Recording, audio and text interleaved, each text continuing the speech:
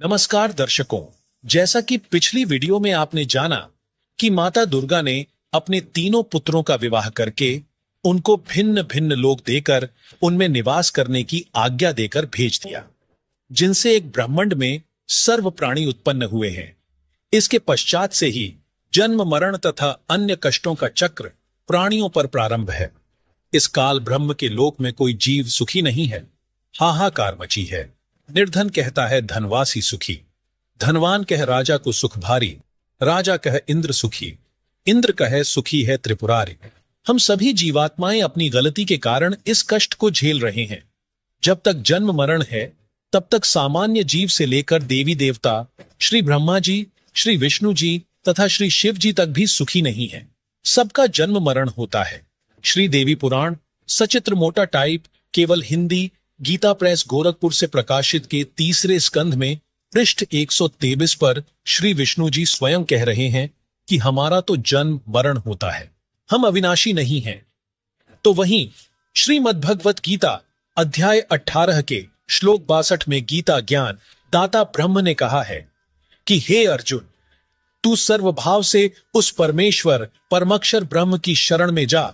उसकी कृपा से तू परम शांति को और सनातन परम धाम को प्राप्त होगा। वहीं हमारे पवित्र ग्रंथों में पर ब्रह्म अर्थात अक्षर पुरुष का भी जिक्र किया गया है, जो ब्रह्म से अधिक शक्तिशाली दूसरा भगवान है।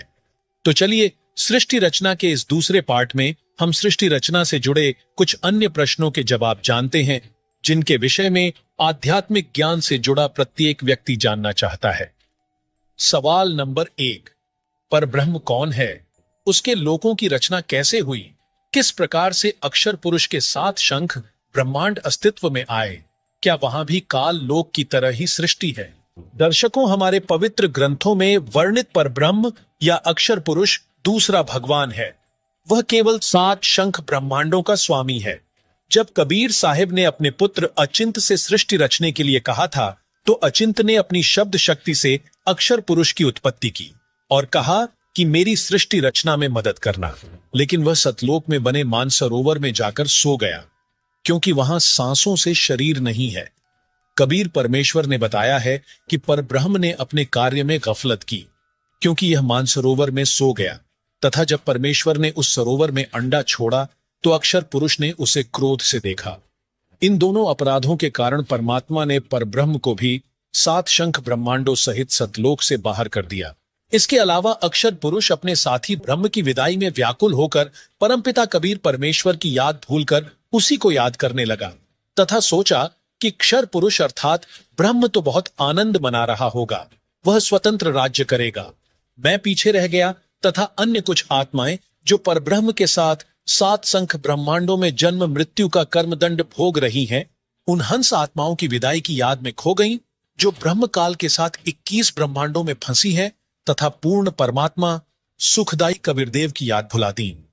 परमेश्वर कबीरदेव के बार बार समझाने पर भी उनकी आस्था कम नहीं हुई। वहीं परब्रह्म ने सोचा कि मैं भी अलग स्थान प्राप्त करूं तो अच्छा रहे। यह सोचकर राज्य प्राप्ति की इच्छा से परब्रह्म सारनाम का जाप प्रारंभ कर दिया।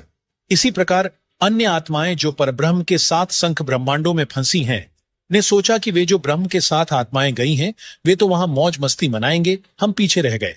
पर ब्रह्म के मन में यह धारणा बनी कि क्षर पुरुष अलग होकर बहुत सुखी होगा। यह विचार कर परब्रह्म ने अंतरात्मा से भिन्न स्थान प्राप्ति की ठान ली। पर ब्रह्म ने हठ योग नहीं किया, परंतु केवल अलग राज्य प्राप्ति के लिए सहज ध्यान योग विशेष कसक के साथ करता रहा। अलग स्थान प्राप्त करने के लिए पागलों की तरह विचरने लगा, खाना पीना भी त्याग दिया। अन्य कुछ आत्माएं जो पहले काल ब्रह्म के साथ गई आत्माओं के प्रेम में व्याकुल थी, वे अक्षर पुरुष के वैराग्य पर आसक्त होकर उसे चाहने लगी। पूर्ण प्रभु के पूछने पर परब्रह्म ने अलग स्थान मांगा तथा कुछ हंसात्माओं के लिए भी याचना की।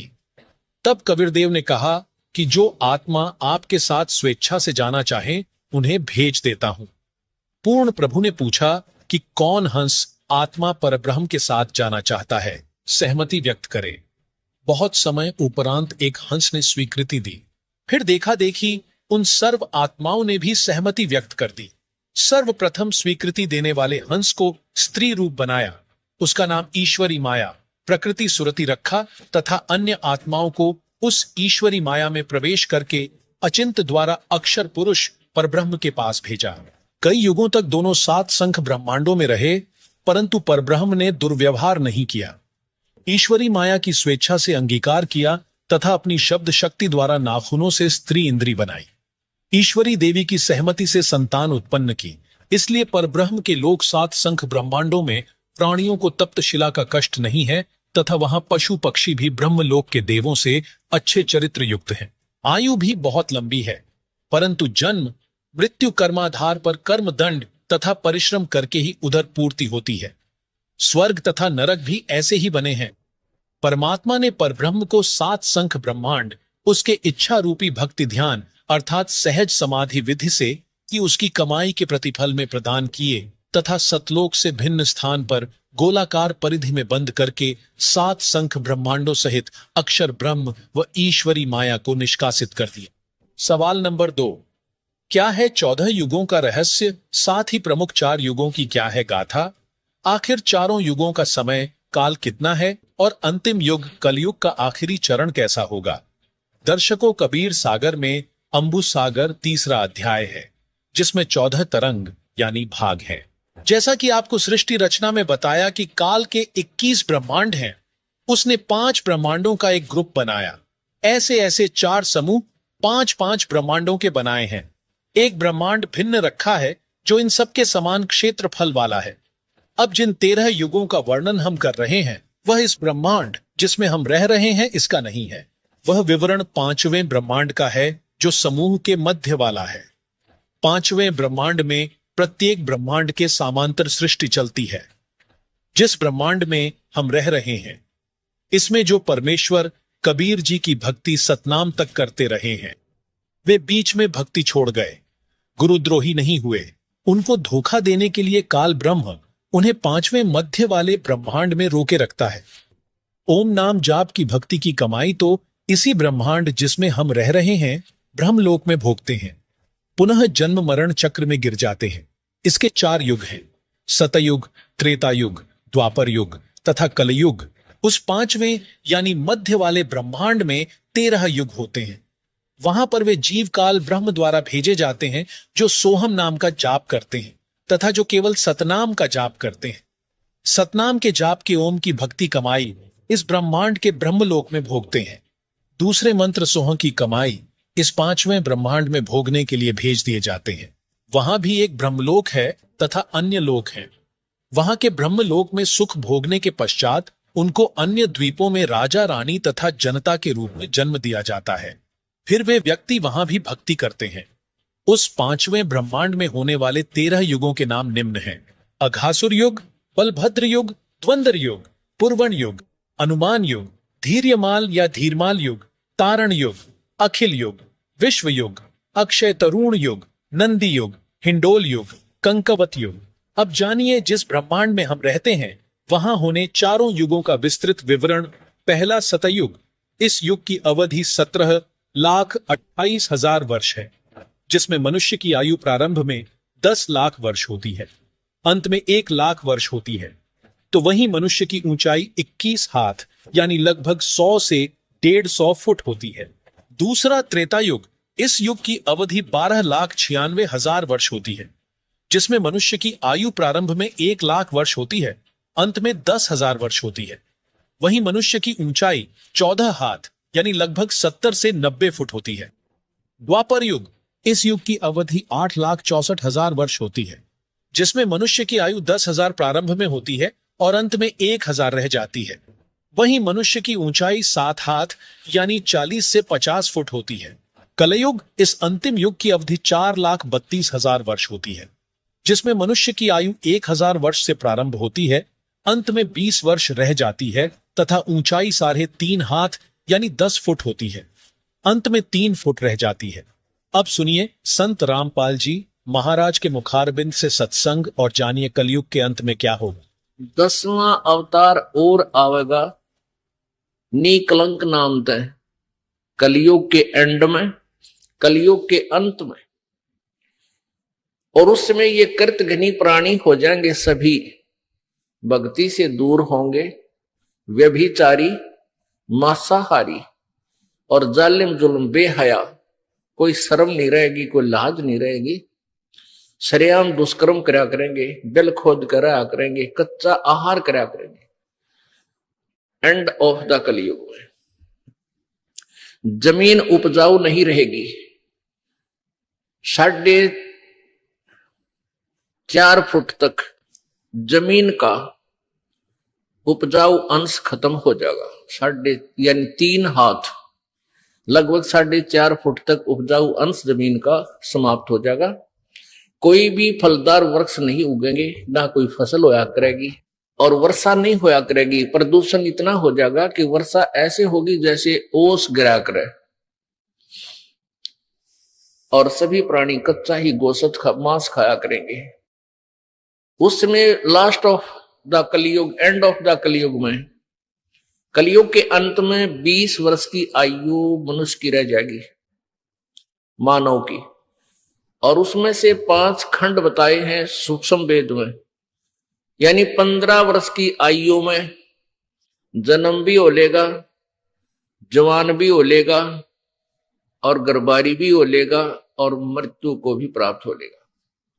5 वर्ष की लड़की को संतान होनी प्रारंभ हो जाया करेगी, और सभी प्राणी बहुत ठगने से हो जाएंगे। 1.5-2 फुट के आसपास इनका कद रह जाओ। उस समय ये कृत घनी प्राणी इतने हो जाएंगे, बहुत घने।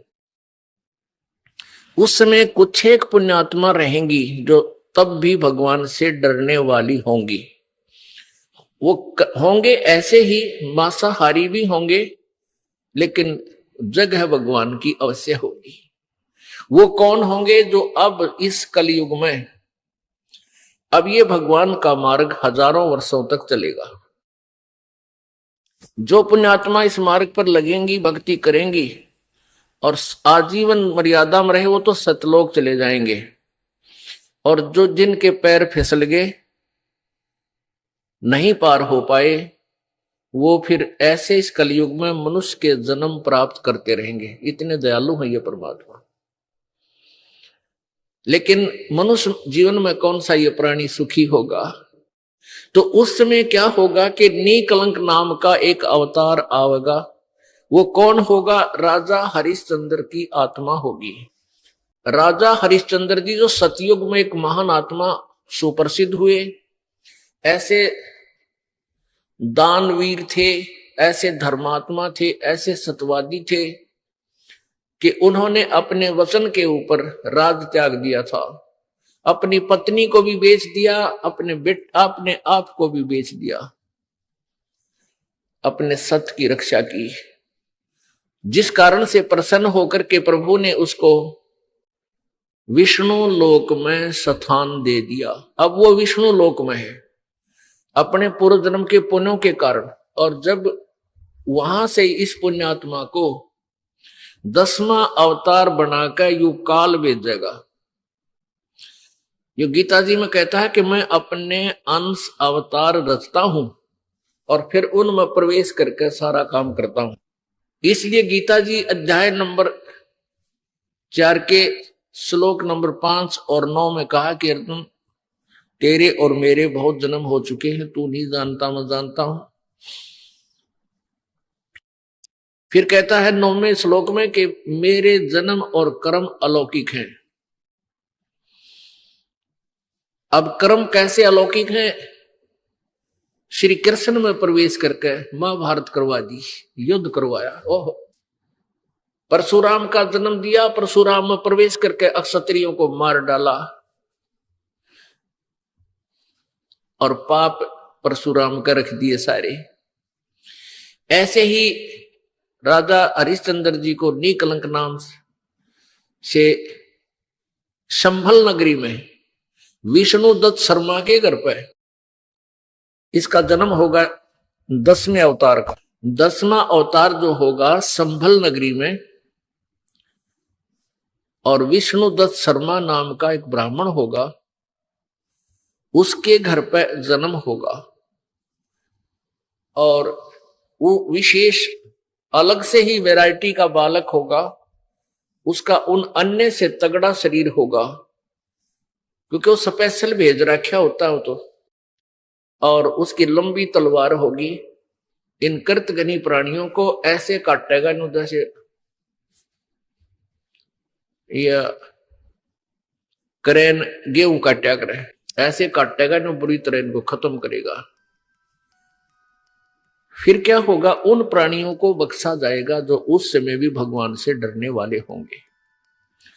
इतना प्रदूषण उस समय क्या होगा, फिर परमात्मा अपनी मेहर से, पुण्यात्मा, एक तो परमात्मा ने विधान बना के छोड़ दिया, तो विधान जो भगवान ने बनाया है उसके ऊपर ये साइंटिस्ट अपना अनुभव करके थोड़ी रिसर्च कर लेते हैं और फिर वो भगवान को रिजेक्ट करना प्रारंभ कर देते हैं। ये इनकी महाभूल है। अब पीछे कई वर्षों से रट्टा लगा रखा था कि प्रदूषण इतना बढ़ गया, ग्लेशियरिन खत्म होगी, बर्फ नहीं पड़ेगी। अरीब का इतनी बर्फ गिर दी बिना गिनती की, वो नो का नो प्रदूषण है, नो का नो सारा सौदा है, डूंडा उठा दिया। तो भगवान की अपनी विट्टो पावर न्यारी है। तो क्या होगा, कलयुग के एंड में इन सभी को नाश करेगा, ऐसी दुष्ट आत्माओं को काटा जाएगा, खत्म करेगा। उसके बाद जो पुण्य, उस समय थोड़ी बहुत आस्था भगवान की जिनमें होगी वो शेष बचेंगे। फिर बहुत जबरदस्त वर्षा होगी, और वो पहले वर्षा प्रारंभ होगी बहुत ज्यादा, वो व्यक्ति वहां से खिसक जाएंगे, मैदानी स्थान छोड़कर पहाड़ों पर चले जाएंगे। बहुत सैकड़ों फुट पानी पूरी पृथ्वी पर हो जाएगा, और फिर बहुत समय तक ये पानी धीरे धीरे ये जल सूखना शुरू होगा, और जो जमीन का अनउपजाऊ अंश था वो जल के कारण ऊपर आ जाएगा, और फिर धीरे धीरे वो सूखेगा, सारा पानी जल सूख के फिर उसमें जंगल हो जाएगा, पूरी पृथ्वी पर वन हो जाएगा, पेड़ पौधे बहुत ज्यादा उग जाएंगे, और फिर पर्यावरण का परिवर्तन फिर होगा। वन जो है ऑक्सीजन छोड़ते हैं पेड़, और कार्बन डाइऑक्साइड वायु से लेकर के पुनः पूरे वायुमंडल को शुद्ध कर देंगे। फिर उन शेष बचे हुए प्राणियों के घर पर जो बालक होंगे वो उल्टे होंगे। उल्टे कैसे? माता पिता तो 2.5 फुट के, और बेटा बेटी हो जाएंगे 4-4, 5-5 फुट के, फिर धीरे धीरे बढ़ना शुरू होगा। तो सतयुग में सैकड़ों फुट हाइट के इंसान हो जाते हैं, सैकड़ों फुट, और लाखों वर्ष की आयु हो जाती, क्योंकि शुद्ध वायु, शुद्ध वातावरण, बीमारी होती नहीं उस समय सतयुग में, बहुत कम। सवाल नंबर 3, महाप्रलय क्या है? कितनी महाप्रलय होती है? क्या महाप्रलयों के अंतर्गत संपूर्ण सृष्टि व सर्व ब्रह्मांडों का भी विनाश होता है? दर्शकों, महाप्रलय का अर्थ है बड़ी विनाशकारी घटना। हिंदू धर्म ग्रंथों में महाप्रलय को सृष्टि के चक्र का अंत माना जाता है, जहां ब्रह्मांड का विनाश हो जाता है। महाप्रलय 3 प्रकार की होती है।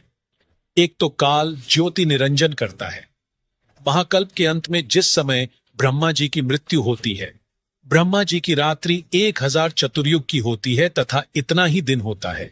30 दिन रात्रि का 1 महीना, 12 महीनों का 1 वर्ष, 100 वर्ष का एक ब्रह्मा जी का जीवन, यह एक महाकल्प कहलाता है। दूसरी महाप्रलय 7 ब्रह्मा जी की मृत्यु के बाद एक विष्णु जी की मृत्यु होती है। 7 विष्णु जी की मृत्यु के उपरांत एक शिव की मृत्यु होती है। इसे दिव्य महाकल्प कहते हैं। उसमें ब्रह्मा, विष्णु, शिव सहित इनके लोकों के प्राणी तथा स्वर्ग लोक, पाताल लोक, मृत्यु लोक आदि में अन्य रचना तथा उनके प्राणी नष्ट हो जाते हैं। उस समय केवल ब्रह्मलोक बचता है, जिसमें यह काल, ज्योति निरंजन तथा दुर्गा 3 रूपों महाब्रह्मा, महासावित्री, महाविष्णु, महालक्ष्मी और महाशिव अर्थात सदाशिव, महादेवी, पार्वती के रूप में 3 लोक बनाकर रहते हैं। इसी ब्रह्मलोक में एक महास्वर्ग बना है, उसमें चौथी मुक्ति प्राप्त प्राणी रहते हैं। तीसरी महाप्रलय एक ब्रह्मांड में 70,000 बार त्रिलोकीय शिव यानी काल के तमोगुण पुत्र की मृत्यु हो जाती है। तब एक ब्रह्मांड की प्रलय होती है तथा ब्रह्मलोक में 3 स्थानों पर रहने वाला काल महाशिव अपना महाशिव वाला शरीर भी त्याग देता है। इस प्रकार यह एक ब्रह्मांड की प्रलय अर्थात तीसरी महाप्रलय हुई तथा उस समय एक ब्रह्मलोकीय शिवकाल की मृत्यु हुई तथा 70,000 त्रिलोकीय शिवकाल के पुत्र की मृत्यु हुई अर्थात एक ब्रह्मांड में बने ब्रह्मलोक सहित सर्वलोकों के प्राणी विनाश में आते हैं। इस समय को परब्रह्म अर्थात अक्षर पुरुष का एक युग कहते हैं। इस प्रकार गीता अध्याय 8 श्लोक 16 का भावार्थ समझना चाहिए। अब जानिए ब्रह्मा विष्णु शिव ब्रह्म और परब्रह्म की आयु। ब्रह्मा विष्णु महेश ये तीनों नासवान है। एक ब्रह्मा की आयु कितनी है?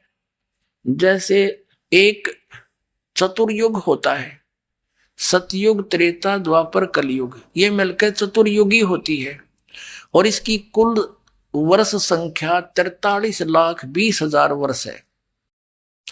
ऐसी 1,000 चतुर्युग 1,008 है। वैसे इसमें 14 मनवंतर निकल जाते हैं, 14 इंद्र के शासन खत्म हो जाते हैं और 72 चतुर्युग तक एक इंद्र का शासन रहता है, शासन काल है।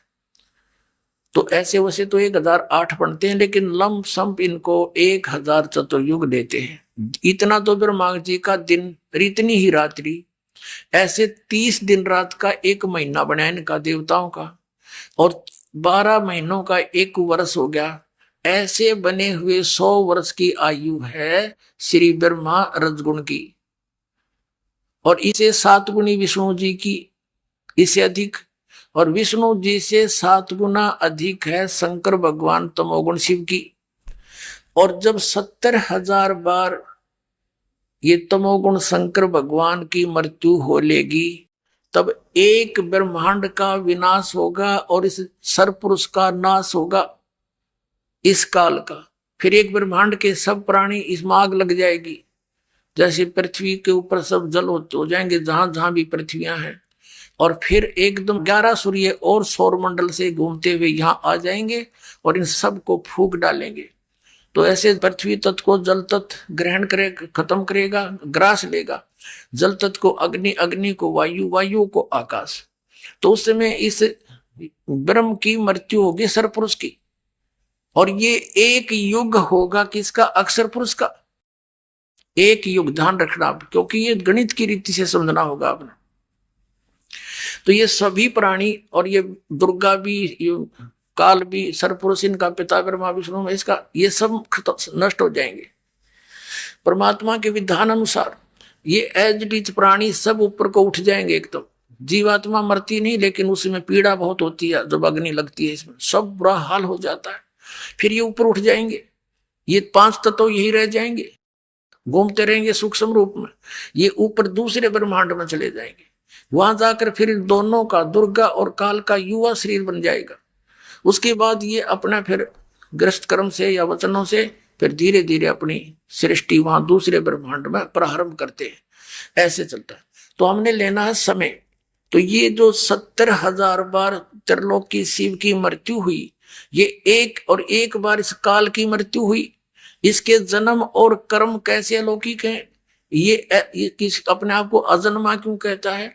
यहां मर गया, वहां परमात्मा के विधान अनुसार इसकी फिर दोबारा युवा शरीर दोनों का हो जाता है, दुर्गा का और इस काल का। लेकिन जन्म मृत्यु है इसकी। उसके बाद ये एक युग हो गया अक्षर पुरुष का। अब ऐसे 1,000 युग का दिन अक्षर पुरुष का, इतनी ही रात्रि, 30 दिन रात का फिर एक महीना हो गया, और 12 महीने का ऐसे उसका एक वर्ष बना। ऐसे जो इस गिनती से, इस रीति से जो उनके एक युग बना, 12 महीनों का एक वर्ष हुआ, और 100 वर्ष की आयु होगी अक्षर पुरुष की, उसका भी नाश होगा। फिर देख कितनी लंबी आयु है।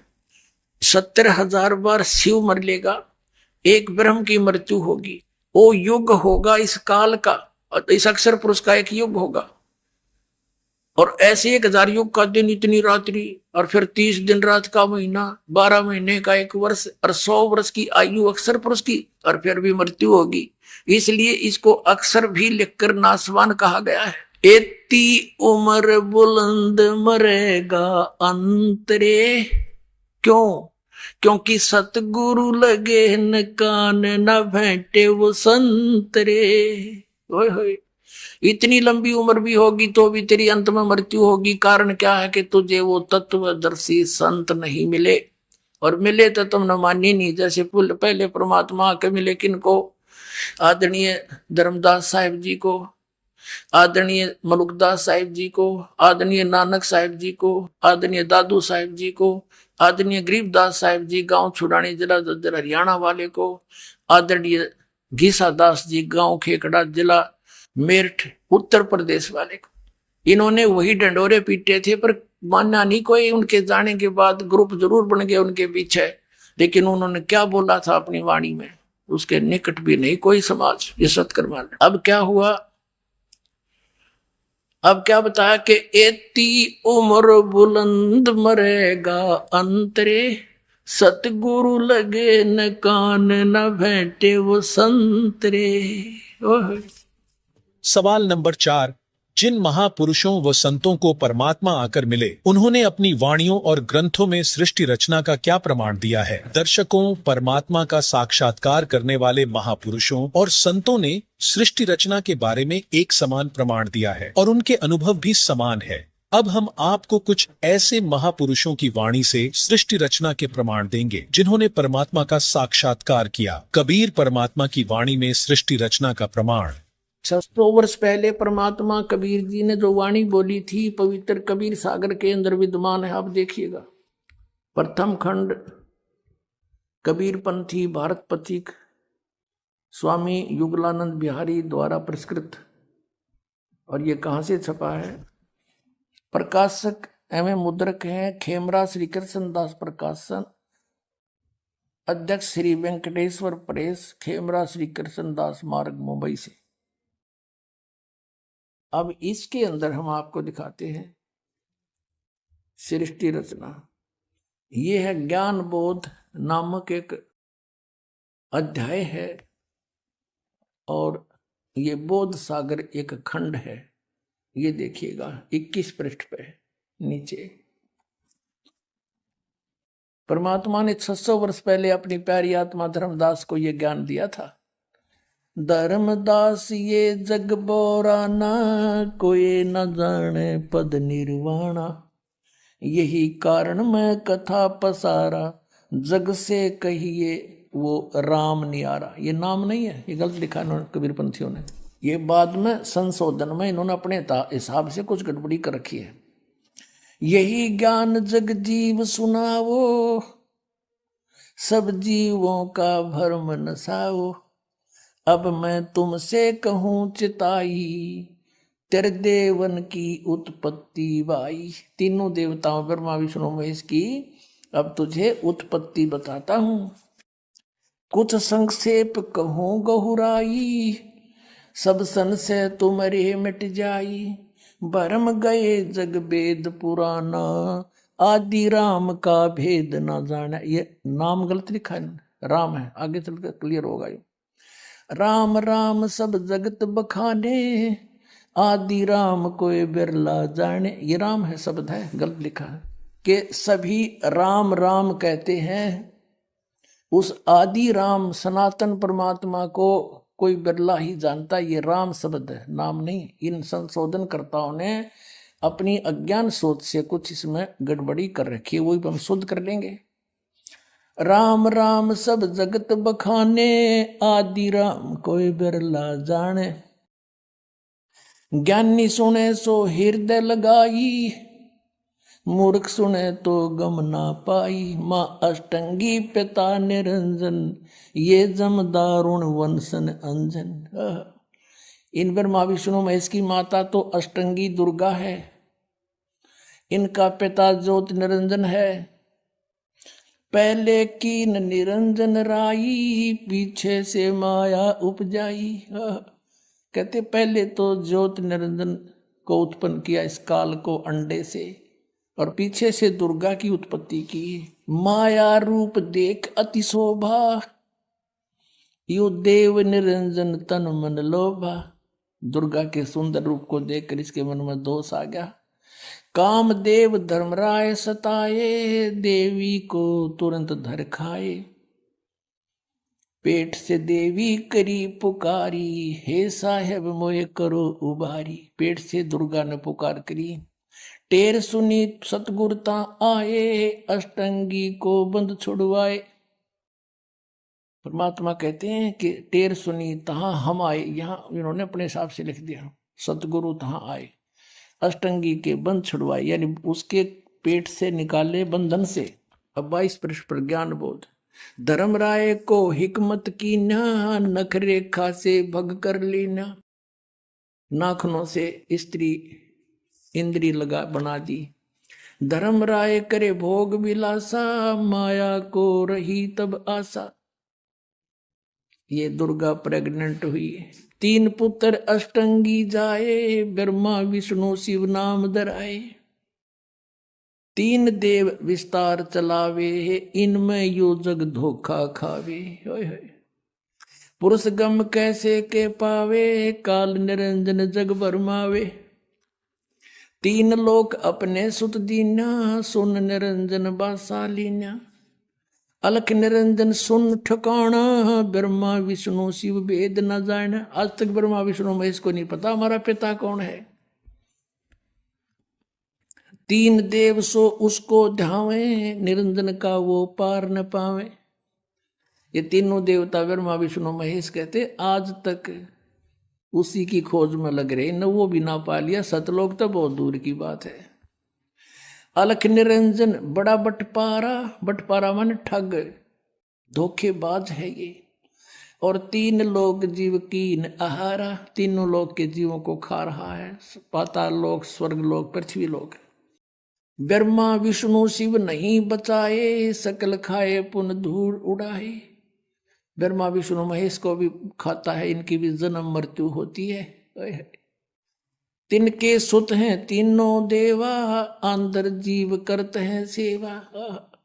कहते हैं इन दुर्गा और काल के 3 पुत्र हैं, और ये तत्व ज्ञानहीन प्राणी इन की पूजा करते हैं, काल की पूजा करते हैं। ये अकाल पुरुष काहू नहीं चीन्या, काल पाए सभी गैलीन्या। 3 देव और असुर अवतारा, ताको बजे सकल संसारा।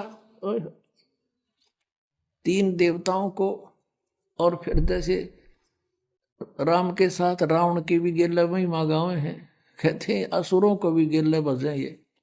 और 3 गुणों का ये विस्तारा, धर्मदास मैं कहूँ पुकारा। तीनों गुण, रजगुण ब्रह्मा, सतगुण विष्णु, तम गुण शिव जी। गुण तीनों की भक्ति में ये भूल पड़ो संसार, कहे कबीर निज नाम बिन कैसे उतरो पार। 3 देव की करते भक्ति, उनकी कदे ना होवे मुक्ति। अपने आत्माओं, परमात्मा ने 600 वर्ष पहले आकर यह अपने द्वारा रची हुई सृष्टि एज इट इज बता दी। आदरणीय संत गरीबदास साहिब जी के सदग्रंथ साहिब अर्थात अमर ग्रंथ के अध्याय आदि रमैणी के पृष्ठ नंबर 690 से 692 में सृष्टि रचना का प्रमाण। जादिन आज रमैणी अदली सारा जाजन होते धू धू कौरव, यानी प्रलय था, यहाँ पर कुछ भी नहीं था। सतपुरुष की ना प्रकाशा होते कबीर तकत खवासा। सतपुरुष की ना प्रकाशा यानी अपने शब्द से ये सारी प्रकृति ऊपर सतलोक की उत्पन्न करी, और वहां पर सतपुरुष बंदी छोड़ यानी कबीर साहब वहां पर सतलोक में रहते थे। सतपुरुष की ना प्रकाशा होते तब तगत कबीर खवासा। मनमोहनी सरजी माया और सतपुरुष से ख्याल बनाया। आज रमैणी अदली सारा जाजन होते धू धू कारा, सतपुरुष की ना प्रकाशा होते तख्त कबीर खवासा। मनमोहनी सरजी माया, सतपुरुष एक ख्याल बनाया कि निरंजन न्यू ना माने या माया बनाई। धर्मराय सिरजे दरबानी 64 युग तक सेवा ठानी। धर्मराय सिरजे दरबानी 64 युग तप सेवा ठानी। पुरुष पृथ्वी जाकू दीनी, ये पृथ्वी है सारे लोग। हमने पृथ्वी सिर्फ यही मान रखी है, नहीं, पृथ्वी 21 ब्रह्मांड, ये सारी पृथ्वी है। इसमें 49 करोड़ पृथ्वी कबीर साहब ने बताई, 49 करोड़ पृथ्वी है, और 21 ब्रह्मांड दे दिया। पृथ्वी जाकू दीनी और राज करो देवा आधीनी। जब पहली बार ये ब्रह्मांड दिए, न्यो कहा था बेटा अधीन भाव से राज करना, नम्र भाव से रहना और सच का राज करना। ब्रह्मांड 21 राज तुम दीना और मन की इच्छा सब जुग लीना। माया मूल रूप एक छाजा, मोह लिए जिन्हू धर्मराजा। उस माया के ऊपर ये ज्योत निरंजन आसक्त हो गया। धर्म के मन चंचल चित धार्या और मन माया का रूप विचारा। चंपल चेरी चंचल चेरी चपल चिरागा, या के पर से सर्वस जागा। धर्म राय किया मन का बागी और विषय वासना मन से जागी।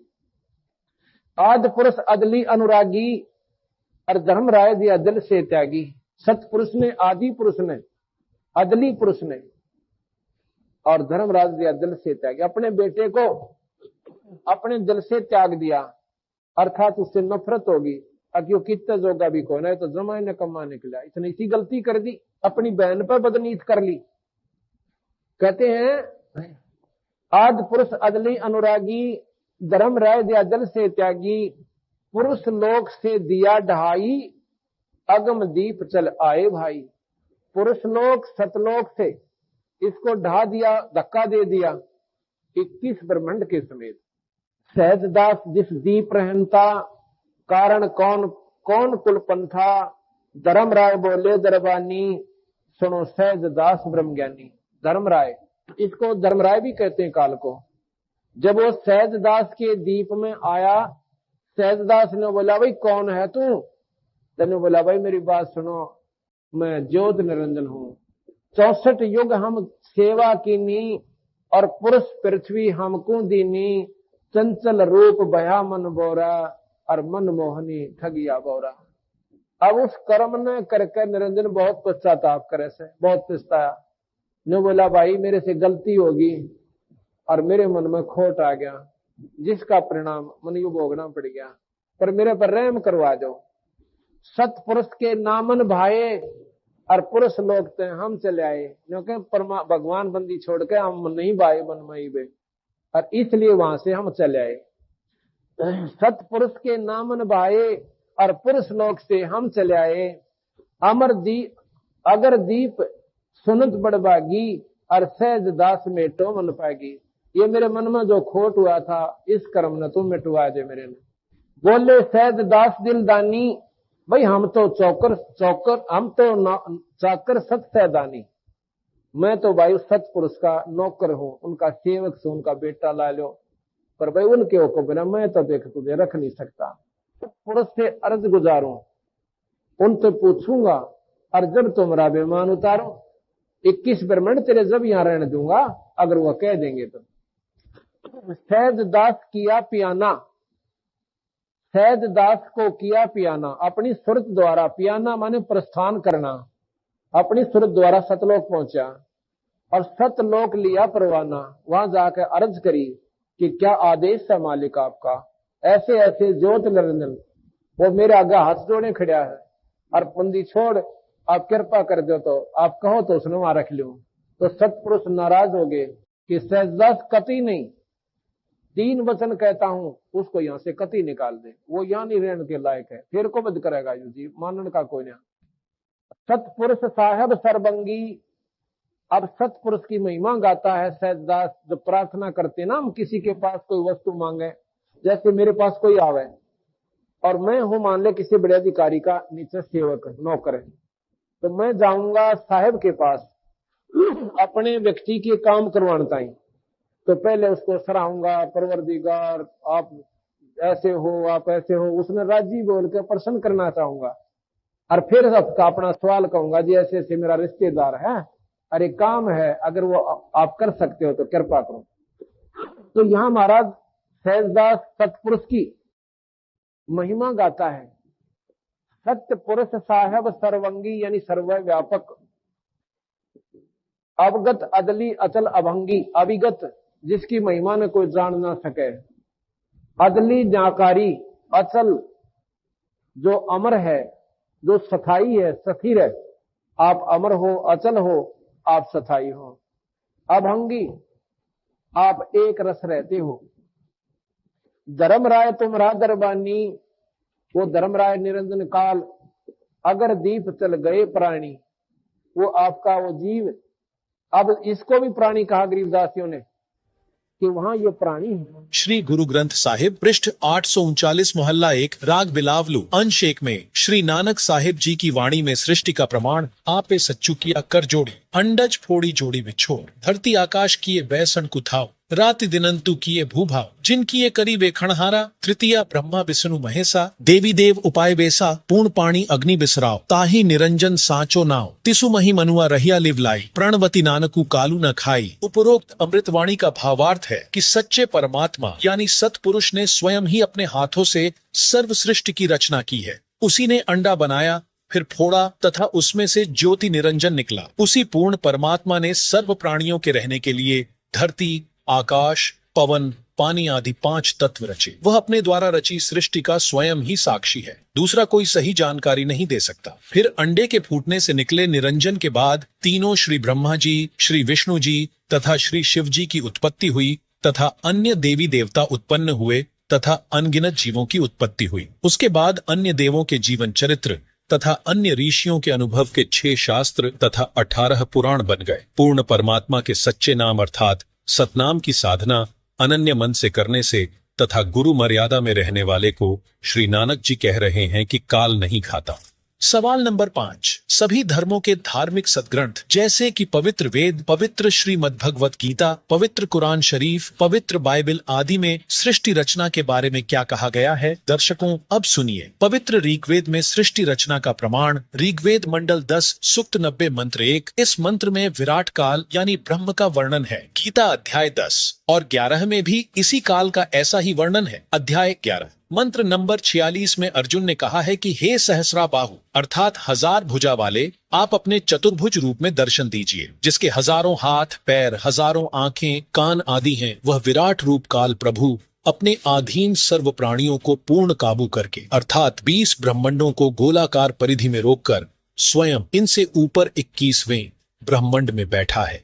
ऋग्वेद मंडल 10 सूक्त 90 मंत्र 2। इस मंत्र में परब्रह्म यानी अक्षर पुरुष का विवरण है, जो कुछ भगवान वाले लक्षणों से युक्त है, परंतु इसकी भक्ति से भी पूर्ण मोक्ष नहीं है, इसलिए इसे संदेह युक्त मुक्तिदाता कहा है। इसे कुछ प्रभु के गुणों युक्त इसलिए कहा है कि यह काल की तरह तप्त शिला पर भून कर नहीं खाता, परंतु इस परब्रह्म के लोक में भी प्राणियों को परिश्रम करके कर्माधार पर ही फल प्राप्त होता है तथा अन्न से ही सर्व प्राणियों के शरीर विकसित होते हैं। जन्म तथा मृत्यु का समय भले ही काल यानी क्षर पुरुष से अधिक है, परंतु फिर भी उत्पत्ति, प्रलय तथा 84 लाख योनियों में यातना बनी रहती है। ऋग्वेद मंडल 10 सूक्त 90 मंत्र 3, ऊपर के ऋग्वेद मंडल 10 सूक्त 90 मंत्र 2 में वर्णित अक्षर पुरुष की तो इतनी ही महिमा है तथा वह पूर्ण पुरुष कबीरदेव तो इससे भी बड़ा है, अर्थात सर्वशक्तिमान है तथा सर्व ब्रह्मांड उसी के अंश मात्र पर ठहरे हैं। इस मंत्र में 3 लोकों का वर्णन इसलिए है क्योंकि चौथा अनामी लोक अन्य रचना से पहले का है। यही 3 प्रभुओं यानी क्षर पुरुष, अक्षर पुरुष तथा इन दोनों से अन्य परम अक्षर पुरुष का विवरण श्रीमद् भगवत गीता अध्याय 15 श्लोक संख्या 16-17 में है। ऋग्वेद मंडल 10 सूक्त 90 मंत्र 4। यही सर्व सृष्टि रचनहार प्रभु अपनी रचना के ऊपर के हिस्से में तीनों स्थानों जिसमें सतलोक, अलखलोक, अगमलोक में 3 रूप में स्वयं प्रकट होता है, अर्थात स्वयं ही विराजमान है। यहाँ अनामी लोक का वर्णन इसलिए नहीं किया क्योंकि अनामी लोक में कोई रचना नहीं है तथा अकह अर्थात अनामय लोक शेष रचना से पूर्व का है।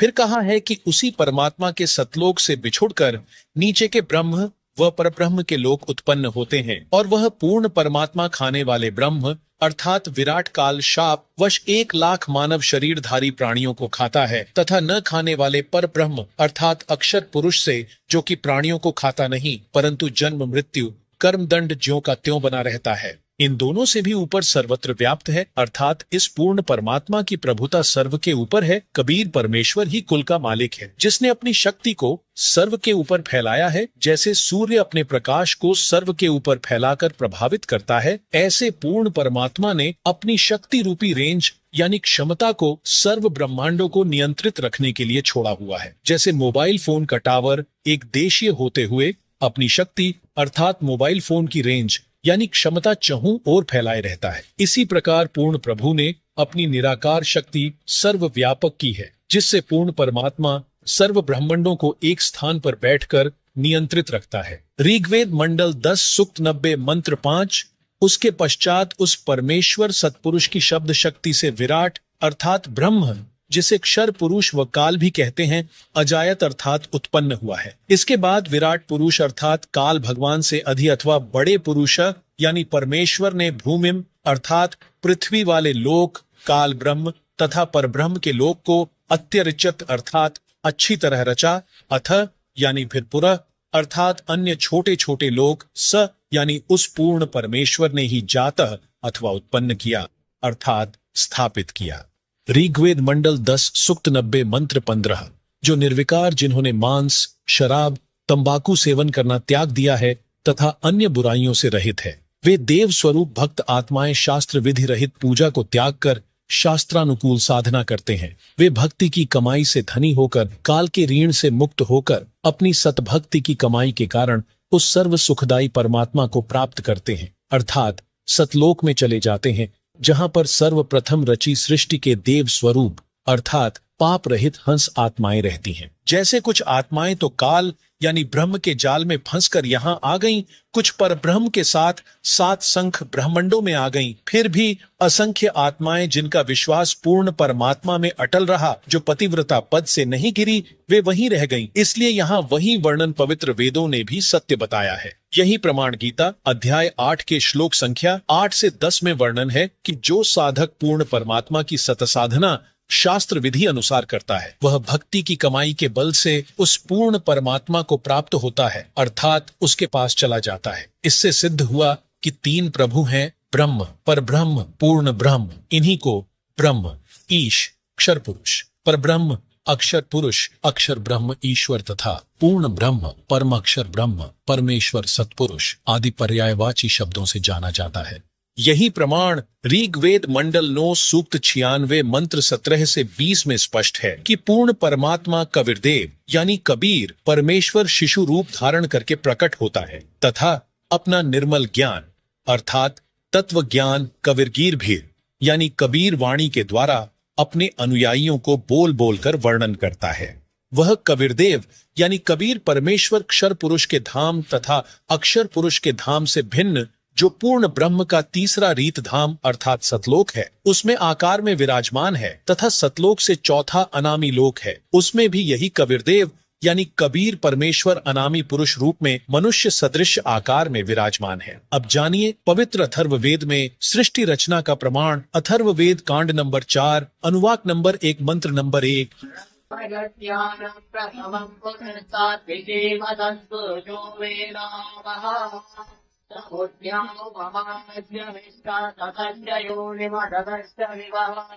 पवित्र वेदों को बोलने वाला ब्रह्म अर्थात काल कह रहा है कि सनातन परमेश्वर ने स्वयं अनामय यानी अनामी लोक से सत्यलोक में प्रकट होकर अपनी सूझबूझ से कपड़े की तरह रचना करके ऊपर के सतलोक आदि को सीमा रहित स्वप्रकाशित अजर अमर अर्थात अविनाशी ठहराए तथा नीचे के परब्रह्म के 7 संख ब्रह्मांड तथा ब्रह्म के 21 ब्रह्मांड व इनमें छोटी से छोटी रचना भी उसी परमात्मा ने अस्थायी की है। अथर्ववेद कांड नंबर 4 अनुवाक नंबर 1 मंत्र नंबर 2।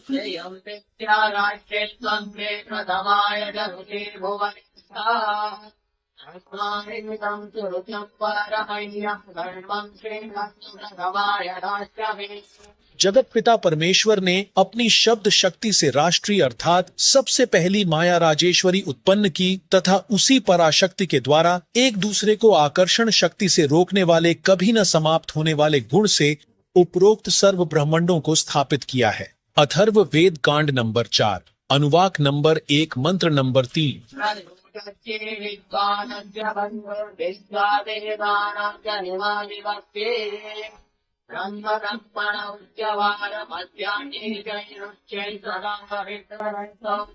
पूर्ण परमात्मा अपने द्वारा रची सृष्टि का ज्ञान तथा सर्व आत्माओं की उत्पत्ति का ज्ञान अपने निजी दास को स्वयं ही सही बताता है कि पूर्ण परमात्मा ने अपने मध्य अर्थात अपने शरीर से अपनी शब्द शक्ति के द्वारा ब्रह्म क्षर पुरुष काल की उत्पत्ति की तथा सर्व ब्रह्मांडों को ऊपर सतलोक, अलख लोक, अगम लोक, अनामी लोक आदि तथा नीचे परब्रह्म के 7 संख ब्रह्मांड तथा ब्रह्म के 21 ब्रह्मांडों को अपनी धारण करने वाली आकर्षण शक्ति से ठहराया हुआ है। जैसे पूर्ण परमात्मा कबीर परमेश्वर अर्थात कबीरदेव ने अपने निजी सेवक अर्थात सखा श्री धर्मदास जी, आदरणीय गरीबदास जी आदि को अपने द्वारा रची सृष्टि का ज्ञान स्वयं ही बताया। उपरोक्त वेद मंत्र भी यही समर्थन कर रहा है। अथर्व वेद कांड नंबर 4 अनुवाक नंबर 1 मंत्र नंबर 4।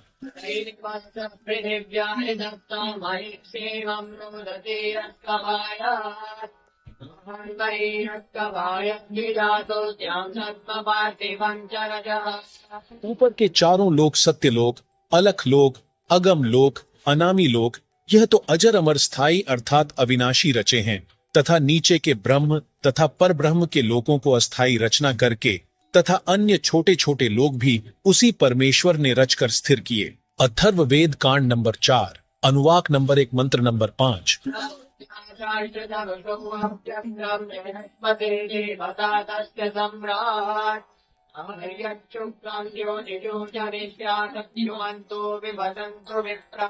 पूर्ण परमात्मा ने ऊपर के चारों लोकों में से जो नीचे से सबसे प्रथम अर्थात सत्यलोक में आष्ट्रा अर्थात अष्टंगी प्रकृति देवी दुर्गा की उत्पत्ति की। यही राजाधिराज जगत गुरु पूर्ण परमेश्वर अथवा सतपुरुष है जिससे सबका वियोग हुआ है। फिर सर्व प्राणी ज्योति निरंजन अर्थात काल के वीर्य या बीज से दुर्गा अर्थात आष्ट्रा के गर्भ द्वारा उत्पन्न होकर स्वर्ग लोक व पृथ्वी लोक पर निवास करने लगे। अथर्व वेद कांड नंबर 4 अनुवाक नंबर 1 मंत्र नंबर 6।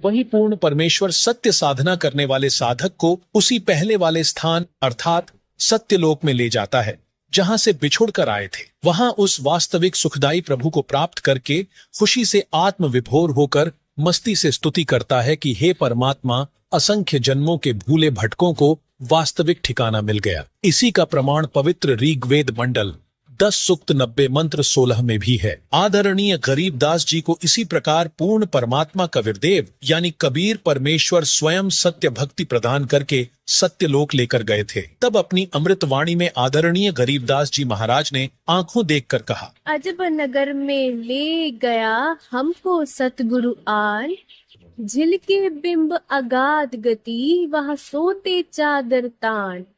अथर्व वेद कांड नंबर 4 अनुवाक नंबर 1 मंत्र नंबर 7।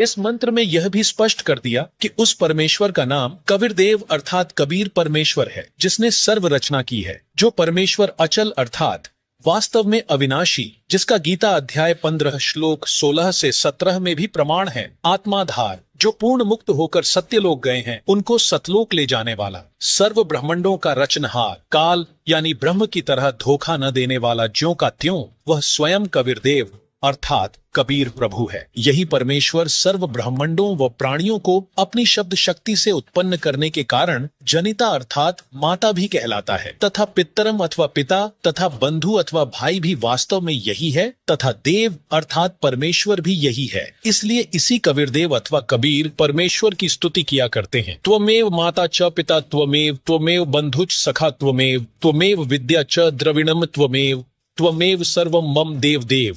अब देखिए शिव पुराण में सृष्टि रचना का प्रमाण। अब शिव पुराण दिखाते हैं। आप ये देखिएगा शिव पुराण, संक्षेप शिव पुराण, सचित्र मोटा टाइप, केवल हिंदी।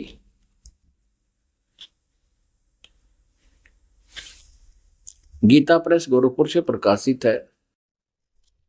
संक्षिप्त शिवपुराण सचित्र मोटा टाइप केवल हिंदी।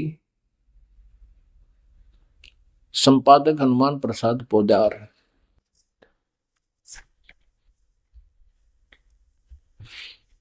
प्रकाशक एवं मुद्रक है गीता प्रेस गोरखपुर, गोविंद वन कार्यालय कोलकाता का संस्थान। अब यहां से शुरू करते हैं। ये रुद्र संहिता 98वां पृष्ठ शुरू करेंगे हम। संक्षिप्त शिवपुराण,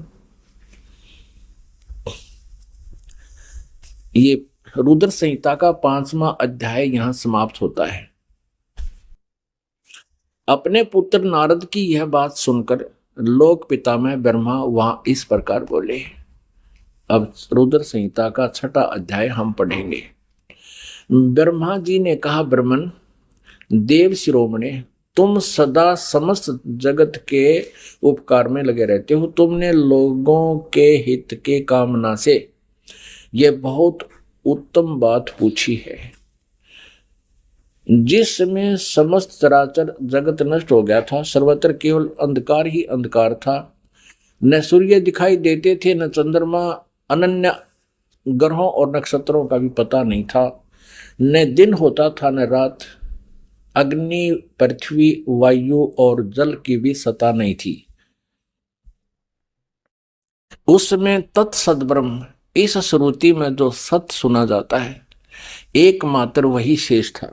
अब पृष्ठ 100 पे संक्षिप्त शिवपुराण रुद्र संहिता हम पढ़ रहे हैं। जिस परब्रह्म के विषय में ज्ञान और अज्ञान से पूर्ण उक्तियों द्वारा इस प्रकार विकल्प किए जाते हैं, उसने कुछ काल के बाद द्वितीय की इच्छा प्रकट की है।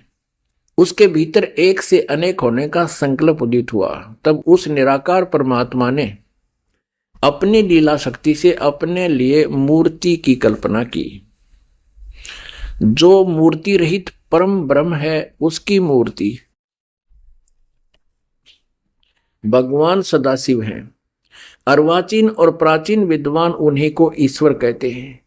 उस समय एकाकी रहकर स्वेच्छानुसार विहार करने वाले उन सदाशिव ने अपने विग्रह से स्वयं ही एक स्वरूप भूता शक्ति की सृष्टि की, जो उनके अपने श्री अंग से कभी अलग होने वाली नहीं थी। उस पराशक्ति को प्रधान प्रकृति, अब ध्यान करना, ये कौन है? ये दुर्गा है, जो इस काल के शरीर से निकली। उस समय एकाकी रहकर स्वेच्छानुसार व्यवहार करने वाले सदाशिव ने, सदाशिव कौन है? ये काल है। अपने विग्रह माने शरीर से स्वयं ही एक स्वरूप भूता शक्ति की सृष्टि की, ये ब्रह्मा जी बता रहे हैं। अब परमेश्वर कबीर जी ने बताया कि काल ने दुर्गा को खा लिया था, उसके पेट से परमेश्वर कबीर जी ने इसको अलग किया था।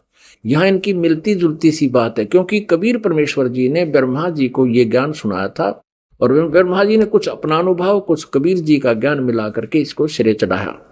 उस समय एकाकी रहकर स्वेच्छानुसार विहार करने वाले उन सदाशिव ने अपने विग्रह माने शरीर से स्वयं ही एक स्वरूप भूता शक्ति की सृष्टि की, जो उनके अपने श्रीअंग से कभी अलग होने वाली नहीं थी। उस पराशक्ति को प्रधान प्रकृति, गुणवती माया, बुद्धि तत्व की जननी तथा विकार रहित बताया गया है। वह शक्ति अंबिका कही गई है। उसी को प्रकृति, ये ध्यान से याद रखना कि दुर्गा को प्रकृति भी कहते हैं। सर्वेश्वरी और त्रिदेव जननी, तीनों देवताओं की माता ब्रह्मा जी, विष्णु जी, शिव जी की जननी श्री दुर्गा जी को कहते हैं। वो त्रिदेव जननी, नित्य और मूल कारण भी कहते हैं। सदाशिव द्वारा प्रकट की गई उस शक्ति के 8 भुजाएं हैं। अंडरस्टूड हो गया कि इस दुर्गा के बारे में है। नाना प्रकार के आभूषण उसके श्री अंगों की शोभा बढ़ाते हैं। वह देवी नाना प्रकार की गतियों से संपन्न है और अनेक प्रकार के अस्त्र शस्त्र धारण करती है। क्लियर? एकाकिनी होकर भी वह समय संयोग वसात, वह माया संयोग वसात अनेक हो जाती है।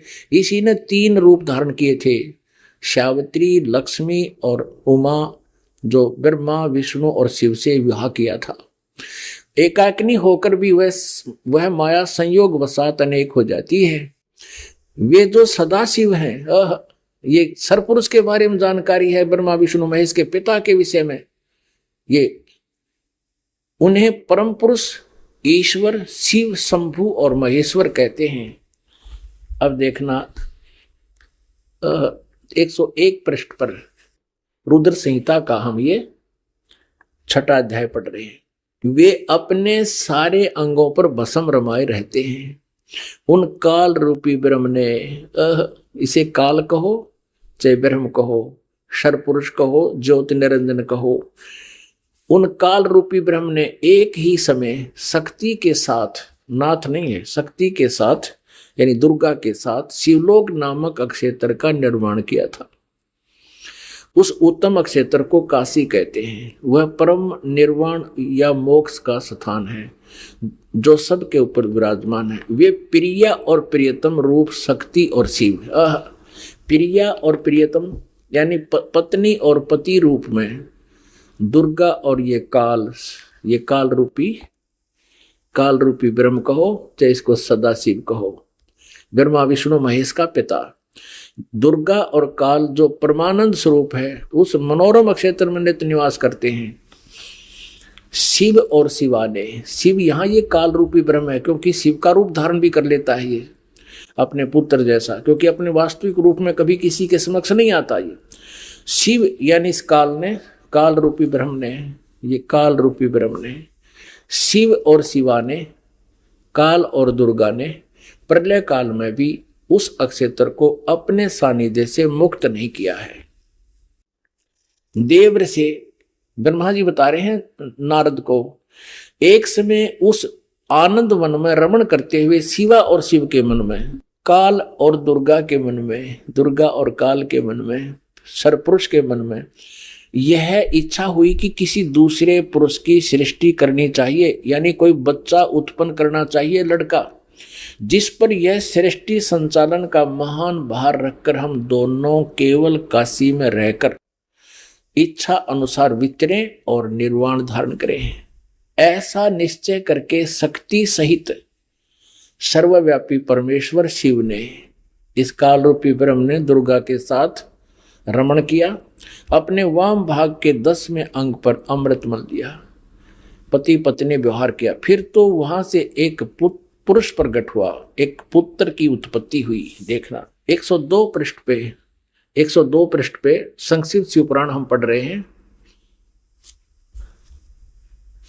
अब यहां और पुत्र जो उत्पन्न हुआ इस काल रूपी ब्रह्म ने यानी शिव ने कहा, वत्स व्यापक होने के कारण तुम्हारा विष्णु नाम विख्यात हुआ। अब दुर्गा और काल से जो पुत्र उत्पन्न हुआ उसका नाम विष्णु रखा। ये आपने 6वां अध्याय पढ़ लिया रुद्र संहिता का। पुण्यात्माओं, ये अपने वही सदग्रंथ हैं जिनके आधार मानकर हम ये ज्ञान ग्रहण करते थे। ये आचार्य ब्राह्मण गुरु हमें ये बताया करते थे कि शिव पुराण में ऐसा लिखा है, हम इसलिए आपको बता रहे हैं। विष्णु पुराण में ऐसा लिखा है, देवी पुराण में ऐसा लिखा है। तो हम सोचा करते थे ये जो बता रहे हैं दंत कथा शायद ऐसा ही लिखा होगा क्योंकि ये संस्कृत जानते हैं। आज ये सदग्रंथ उनके लोक वेद के विपरीत ज्ञान बता रहे हैं। अब इसमें स्पष्ट हो गया, काल रूपी ब्रह्म सर्वपुरुष कहो, ज्योति निरंजन कहो, इसे काल कहो या इसे सदाशिव कहो, ये ब्रह्मा विष्णु महेश का पिता है। और दुर्गा कहो, प्रकृति कहो, और ये इनकी माता है। इन दोनों के संयोग से श्री विष्णु जी की उत्पत्ति हुई। ये अपनी शिव पुराण स्पष्ट कर रहे हैं। और रुद्र संहिता का 6वां अध्याय। अब आपको 7वें अध्याय में ब्रह्मा जी कहते हैं फिर मेरी उत्पत्ति भी ऐसे की, दुर्गा और काल ने दोनों ने मिलकर ब्रह्म ने। देखिए ये रुद्र संहिता है और ये हमने 6वां अध्याय यहां तक पढ़ लिया। अब 7वां देखते हैं 103 पृष्ठ पे। ब्रह्मा जी कहते हैं देवर से, ब्रह्मा जी कहते हैं नारद को देवर से, तत्पश्चात कल्याणकारी परमेश्वर साव सदाशिव ने पूर्ववत प्रयत्न करके जैसे विष्णु जी को उत्पन्न किया, मुझे अपने दाहिने अंग से उत्पन्न किया। उन परमेश्वर ने मुझे तुरंत ही अपनी माया से मोहित करके नारायण देव के नाभि कमल में डाल दिया। और लीला पूर्वक मुझे वहां से प्रकट किया। इस प्रकार उस कमल के पुत्र के रूप में मुझ हिरण्यगर्भ का जन्म हुआ। अब पुण्यात्मा यहां पर अनुवाद करता थोड़ा सा विचलित हो गया। अब उसने सोचा कि भी अब शिव से शिव की उत्पत्ति कैसे लिखूं, क्योंकि अनुवाद करता भी तत्व ज्ञान से परिचित नहीं था। लेकिन कहते हैं सच्चाई छुपती नहीं, चोर चुरावे तुमबड़ी गाड्डे पानी में, वो गाड्डे हुआ ऊपर आवे ना, सच्चाई छानी ना। अब देखना, इसी रुद्र संहिता हम पढ़ रहे हैं, श्री शिव पुराण में प्रमाण दिखाते हैं आपको। ये वही रुद्र संहिता चल रही है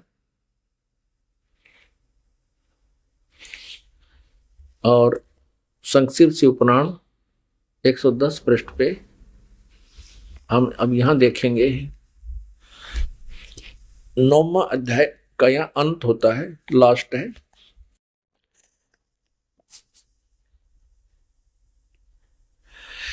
इस प्रकार ब्रह्मा विष्णु और रुद्र इन 3 देवताओं में गुण हैं। इस प्रकार ब्रह्मा विष्णु रुद्र इन 3 देवताओं में गुण हैं, परंतु शिव गुणातीत माने गए हैं। अब देखो 3 ये है, ब्रह्मा विष्णु और रुद्र, और ये काल रूपी ब्रह्म इनसे अलग है। 4 हो गए। और स्पष्ट करते पवित्र श्रीमद् भगवत गीता में सृष्टि रचना का प्रमाण अध्याय नंबर 14 के मंत्र 3, 4, 5 में स्पष्ट हो जाता है कि रजगुण ब्रह्मा, सतगुण विष्णु, तमगुण शिव जी ये प्रकृति यानी दुर्गा से उत्पन्न हुए हैं। और यही पुराण बता रहे हैं, यही गीता जी प्रत्यक्ष कर रही है, स्पष्ट कर रही है। अध्याय नंबर 14 का ये देखिए, अध्याय नंबर 14 और ये देखिएगा मंत्र नंबर 3, 3, 4, 5 आपको सुनाते हैं। हे अर्जुन, मेरी महत ब्रह्म रूप मूल प्रकृति सभी संपूर्ण भूतों यानी प्राणियों की योनि अर्थात गर्भाधान स्थान है, और मैं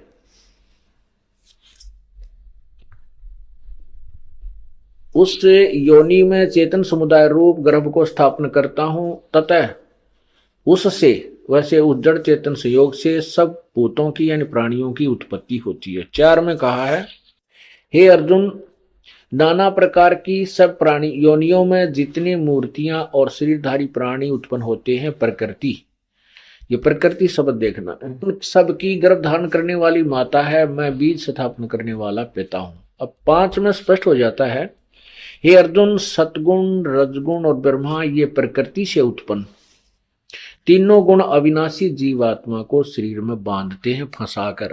अब जानिए इस्लाम धर्म की पवित्र पुस्तक कुरान शरीफ में सृष्टि रचना का प्रमाण। यहाँ कबीरन कहो, कबीर कहो, खबीर कहो, खबीरा कहो, ये इसी परमात्मा का एक भाषा में भिन्नता मंत्र है। अब यही नो की नो कुरान शरीफ है ना, कुरान मजीद नाम है इसी का, सिर्फ लिखने में अंतर किया है राइटर ने। अनुवाद करते समय वो कबीरन लिखो चाहे कबीरा लिखो, एक ही बात। देखिए ये कुरान मजीद है, वही की वही नो की नो, इसमें कोई अक्षर का भी अंतर नहीं है, लेकिन ये मजीद लिख दिया। अरबी मऊ अरबी मतन यानी प्रकाशक ऑफिस बुक डिपो 422 मटिया महल जामा मस्जिद दिल्ली 6 से। ये कुरान मजीद मुर्तजमा है मौलाना फतेह मोहम्मद खान साहिब जालंधरी, तसही मौलाना अब्दुल मजीद सरवर साहिब, प्रकाशक हैं Farid book depot private limited नई दिल्ली। इतने। अब इसमें सूरत फुरकानी पर आते हैं, अक्षर का भी अंतर नहीं है इसके अंदर, उतना ही है। सूरत फुरकानी 25 और पृष्ठ नंबर है इसकी, इस पर 570 है, उसमें 604 है कुरान शरीफ में। अब यहाँ आते हैं नीचे, एज इट इज, इसमें अंतर माड़ा सा भी 51 है, ये 52 शुरू होती है। फला तुतियल काफिरन ने व जिहादुम बिही जिहादन जिहादन कबीरा, कबीरा कहो, कबीरन कहो, कबीर कहो, खबीरा कहो। ये सिर्फ इसमें कबीरा लिखा, उसमें कबीरन लिखा है। अब इसको कबीर कहो, एक ही बात है, इससे तो इतना लेना। अब हम फिर कुरान शरीफ को ही लेते हैं। अब हमने ये जो पढ़ा है ये कुरान मजीद देखा था, अब कुरान शरीफ को फिर लेते हैं, इसका अनुवाद इससे देखेंगे। अब देखो कुरान शरीफ फिर लेते हैं, वो मजीद थी, ये कुरान शरीफ है और इसके अनुवादक प्रकाशक पहले हमने दिखा दिए हैं। ये सारा लखनऊ किताब घर से ये प्रकाशित है, मौसम बाग सीतापुर रोड लखनऊ से। अब हम इसके आते हैं 604 पृष्ठ पे, 604 पृष्ठ पे, और वही है इस कुरान शरीफ सूरत फुरकानी 25। नीचे आते हैं, ये 52 आयत है। फला तुतियल काफिरन जाहिदुम बीही जिहादन कबीरन, ये कबीर कहो, कबीरा कहो, कबीरन कहो, कंसेप्ट क्लियर हुआ। अब ये क्या कहता है यहाँ पर कि ए पैगंबर, कुरान शरीफ का ज्ञान देने वाला अपने पैगंबर को बोल रहा है तुम काफिरों का कहा न मानना। वो काफिर नहीं मानते भगवान को, वो तो अन्य देवताओं की पूजा करते हैं। और इस कुरान शरीफ की दलीलों से, कुरान की दलीलों से मैं जो तुझे हिदायत दे रहा हूँ, इसके आधार से उनका सामना करना उस कबीर के लिए, जिहादन कबीरन, उस कबीर के लिए, कबीर अल्लाह के लिए संघर्ष करना, लड़ना नहीं। जिहाद का अर्थ लड़ना नहीं होता, संघर्ष करना, उनकी बातों में ना आना, सीधी सी बात। अब देखो, अब हमने 52 का अर्थ पढ़ लिया, अब 607 पर सूरत फुरकानी 25।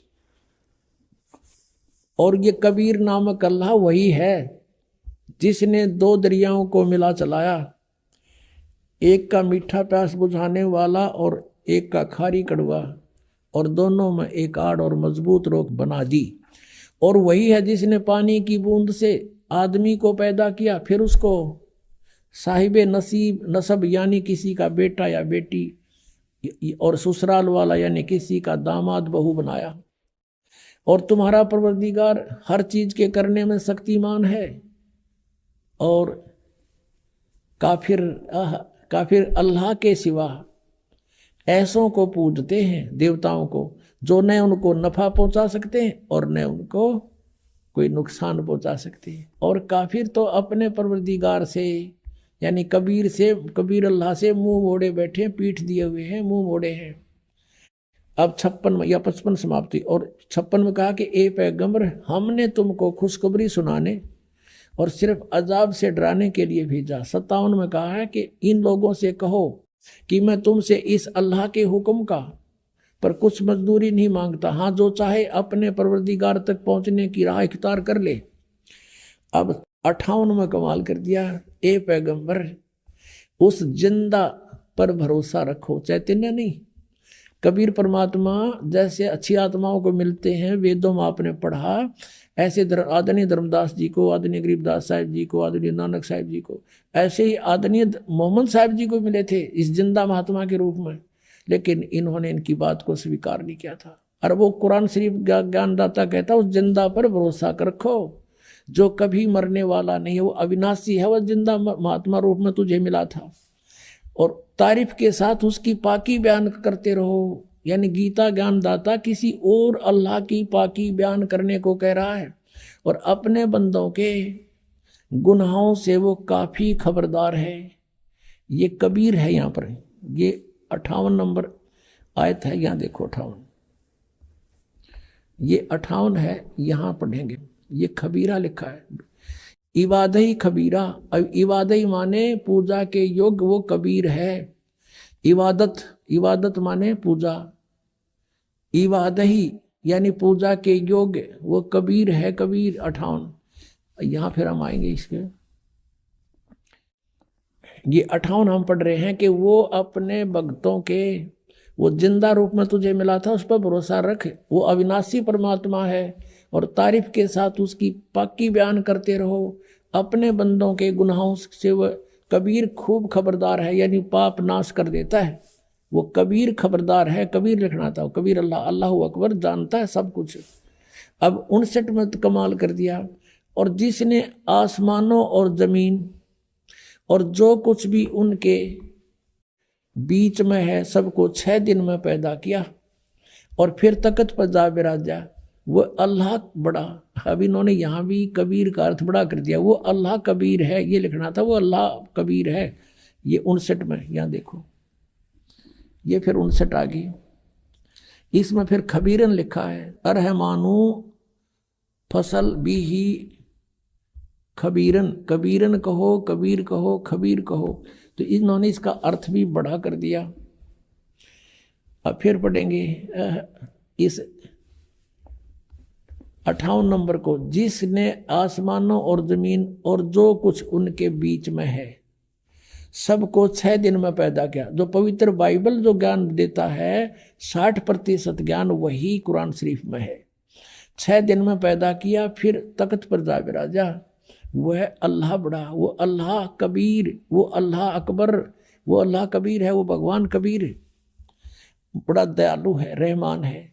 और उसकी खबर, उसकी जानकारी किसी बाखबर इल्म वाले यानी तत्वदर्शी संत से पूछ देखो। इससे सिद्ध हो गया कि कुरान शरीफ का ज्ञानदाता भी उस अल्लाह यानी बड़े भगवान, जिसको ये बड़ा कहते हैं, वो मान ले, उसके बारे में अल्पज्ञ है, उसकी जानकारी नहीं रखता। उसके लिए स्पष्ट किया है कि वो साकार परमात्मा है, उसका नाम कबीर है। 6 दिन में सृष्टि रची और 7वें दिन तख्त पर जा बैठा तो वो विराजमान हुआ। तो एक देशीय है और साकार है, मनुष्य सदृश है। वो पवित्र बाइबल ने, ईसाई धर्म की पवित्र पुस्तक बाइबल में सृष्टि रचना का प्रमाण आपको पवित्र बाइबल से परिचित कराते हैं। पवित्र बाइबल के पढ़ने वालों से आप पूछिएगा परमात्मा साकार है व निराकार? वो कहेंगे परमात्मा निराकार है और कहते हैं गॉड इज फॉर्मलेस। उन्होंने फिर पवित्र बाइबल को समझा ही नहीं। पवित्र बाइबल में लिखा है कि परमात्मा मनुष्य दृश्य है और 6ठे दिन उस परमेश्वर ने कहा कि हम मनुष्य को अपने स्वरूप के अनुसार उत्पन्न करेंगे और वैसा ही कर दिया। 6ठे दिन भगवान ने मनुष्य को अपने स्वरूप में उत्पन्न किया, नर और नारी करके उनकी उत्पत्ति की। अब देखिएगा प्रमाण पवित्र बाइबल में।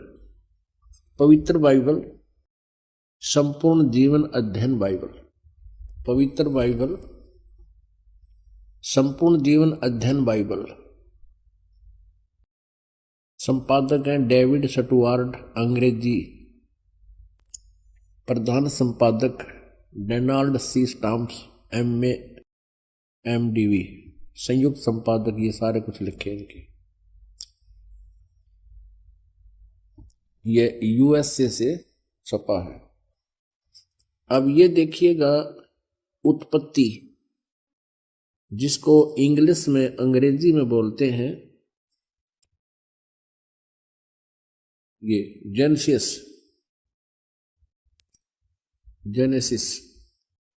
आरंभ यहां होता है, आदि में परमेश्वर ने आकाश और पृथ्वी की सृष्टि की। पृथ्वी बेडौल और सुनसान पड़ी थी और गहरे जल के ऊपर अंधियारा था तथा परमात्मा का आत्मा जल के ऊपर मंडराता था। जब परमेश्वर ने कहा कि उजियाला हो तो उजियाला हो गया और परमेश्वर ने उजियाले को देखा कि अच्छा है और परमेश्वर ने उजियाले को अंधियारे से अलग किया और परमेश्वर ने उजियाले को दिन, अंधियारे को रात कहा। सांझ हुई फिर भोर हुआ, भोर माने सुबह। इस प्रकार ये पहला दिन की रचना की प्रभु ने, परमात्मा ने, परमेश्वर। फिर परमेश्वर ने कहा कि जल के बीच एक ऐसा अंतर हो कि जल 2 भाग हो जाए, तब ऐसा ही होगा। तथा इस प्रकार सांझ हुई फिर भोर हुआ, ये दूसरा दिन हो गया। फिर तीसरे दिन कुछ और रचना की, सांझ हुई फिर भोर हुआ, फिर ये तीसरा दिन हो गया। ये फिर सांझ हुई फिर भोर हुआ, ये चौथा दिन हो गया। कुछ और रचना की परमात्मा ने, चौथा दिन हो गया। फिर ये प्रश्न नंबर 5 पे, तथा फिर और बहुत सी रचनाएं की परमेश्वर ने, तो सांझ हुई फिर भोर हुआ, इस प्रकार ये 5वां दिन हो गया। अब हम 6ठा दिन पढ़ेंगे।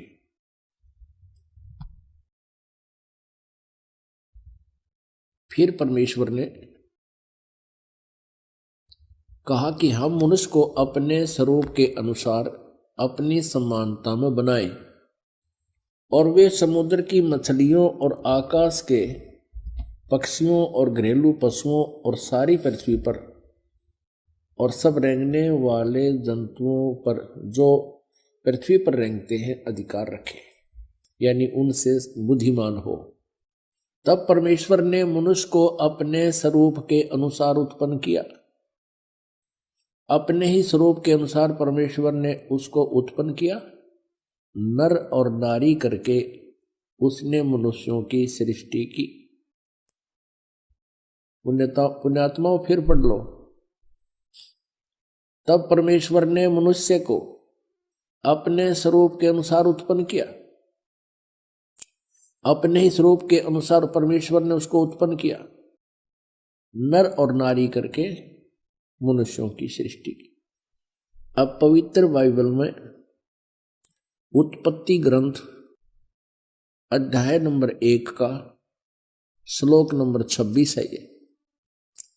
इसमें स्पष्ट कर दिया है कि परमात्मा मनुष्य जैसा है, उसने मनुष्य को अपने जैसा बनाया है, नर और नारी करके उसकी उत्पत्ति की। आगे परमेश्वर ने एक और कमाल किया है कि मनुष्यों के लिए मांस खाने का आदेश उस परम पिता का नहीं है जिसने सब ब्रह्मांडों की रचना की, जो कुल का मालिक है। आगे देखिएगा इसी उत्पत्ति ग्रंथ में ये 26 नंबर हमने पढ़ लिया। 27 नंबर में कि मनुष्य 27, 26 और 27 में यही व्यवस्था बताई है। ये 27 श्लोक में लिखा है कि तब परमेश्वर ने मनुष्य को अपने स्वरूप के अनुसार उत्पन्न किया। अपने स्वरूप के अनुसार परमेश्वर ने उसको उत्पन्न किया और नर और नारी करके मनुष्यों की सृष्टि की। अब 29 श्लोक में देखो, फिर परमेश्वर ने उनसे कहा, मनुष्यों को सुनो, जितने बीज वाले छोटे छोटे पेड़ सारी पृथ्वी के ऊपर हैं और जितने वृक्षों में बीज वाले फल होते हैं, वे सब मैंने तुमको दिए हैं, वे तुम्हारे भोजन के लिए। अब पूर्ण परमात्मा का कोई आदेश नहीं है मांस आहार करने का किसी भी मनुष्य को। और ये कितना बुरी तरह खाते हैं ये ईसाई लोग। तब सांझ हुई, फिर भोर हुआ, इस प्रकार 6वां दिन हो गया। ये और बहुत सी रचनाएं की इसके बाद। अब 7वां दिन देखो,